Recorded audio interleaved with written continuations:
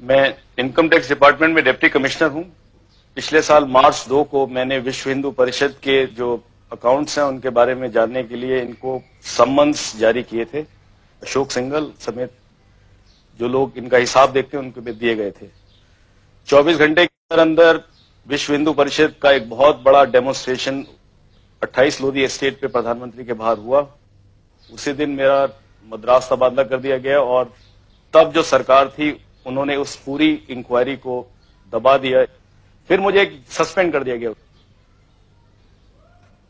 विश्व हिंदू परिषद के बारे में दो तीन चीजें मुख्य मुद्दे मैं देख रहा था। एक तो ये कि क्या इनके पास बाहर से पैसा आया है कि नहीं आया है। विश्व हिंदू परिषद ने रिजर्व बैंक ऑफ इंडिया को अप्लाई किया था कि हमें बाहर से पैसा लाने दिया जाए, क्योंकि बाहर से उनकी बहुत सारी ब्रांचेज उनके मंदिर के लिए पैसा भेजना चाहते हैं। रिजर्व बैंक ऑफ इंडिया ने इनको ये परमिशन नहीं दी, क्योंकि ऐसे ऑर्गेनाइजेशंस जो देश के अंदर या तो तोड़फोड़ की कार्रवाई कर रहे हो या राजनीतिक कार्यों में लगे, उनको ऐसी परमिशन नहीं दी जाती और विश्व हिंदू परिषद को ऐसी कोई परमिशन नहीं दी गई थी। विश्व हिंदू परिषद अमेरिका नाम की एक संस्था है अमेरिका में, जिसके करीब 200 ब्रांचेज हैं सारे अमेरिका में, और ऐसी ही ब्रांचेज कनाडा और इंग्लैंड के अंदर हैं, जिनकी संख्या करीब 1 लाख से ऊपर सदस्यों की बताई जाती है और इनसे पैसा इकट्ठा किया गया। ये हमारी नॉलेज में था। ऐसा है कि जब इनकम टैक्स का रिटर्न किसी ट्रस्ट को फाइल करना होता है तो उसको सारे अकाउंट्स की तफसील देनी होती है, ये कानून है। 30 अक्टूबर 1979 को अशोक सिंघल ने एक रिटर्न फाइल की, जिसके अंदर उन्होंने उसके ऊपर तो लिख दिया कि हमको इतना पैसा आया और इतना पैसा हमारा गया है, और मैं उसके साथ सारी एक एक चीज का बयान दे रहा हूं कि कहां से पैसा आया कहां से नहीं आया। वो सारी बयान जो था रिटर्न से गायब था। उनकी फाइल में जो सारे कागज जो कहते हैं हमने सबमिट किए, उसकी आज तक डुप्लीकेट्स उसके आज तक नहीं दिए गए।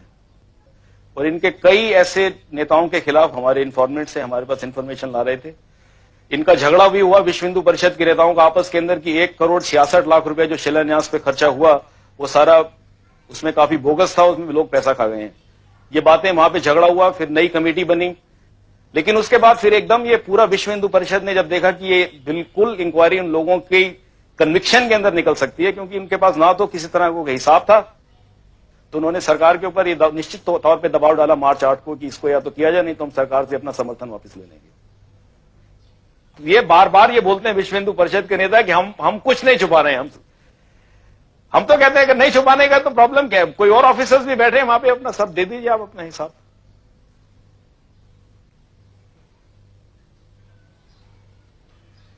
मैं बाहर से जब पढ़ के आया था वापस, तो इसी ख्याल से आया था कि शायद देश के लिए कुछ करूंगा, लेकिन इस देश में होना है। मैंने एमबीए पास किया था अमेरिका से, मैं सब छोड़ के अपना काम छोड़ के मैं हिंदुस्तान चला आया था। यहां पर अगर एक कानून इंप्लीमेंट करने वाले ऑफिसर को अगर आप उसके साथ ऐसा करेंगे तो इस देश में कोई कानून नहीं रहेगा, ये हम बता सकते हैं। अगर हमारे साथ जो हुआ है, हम आपको बता दें, इस देश के अंदर ये एक फाउंडेशन डल गई है हमारे साथ जो हुआ है कि इस देश के अंदर कभी कानून नहीं रहेगा। क्योंकि अगर जो कानून वाले ऑफिसर्स के साथ ये किया गया जो मेरे साथ हुआ है, तो इसका यही नतीजा है कि देश के अंदर कानून हमेशा के लिए खत्म हो गया।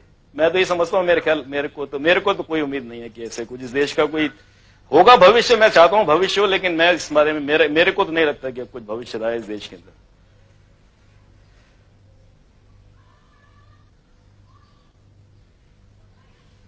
जब आपने ये सब कार्रवाइयां शुरू की तो उसके बाद किसी ने आप पर दबाव डाला या धमकियां वगैरह दी? हाँ, मेरे को 2 बार 2 लोगों ने धमकियां दी। मैं उनके नाम नहीं देना चाहता। 2 धमकियां दी। उन्होंने कहा कि अगर आपने आगे जबान खोली तो हम आपको जान मार देंगे, आपको जान से। सब जगह पैसे वाला गरीब को जलालत जो है सब जगह घुस गई है। और धर्म का उसका नाम देना ये तो बहुत गलत बात है। धर्म तो बिल्कुल ही नहीं है कम से कम।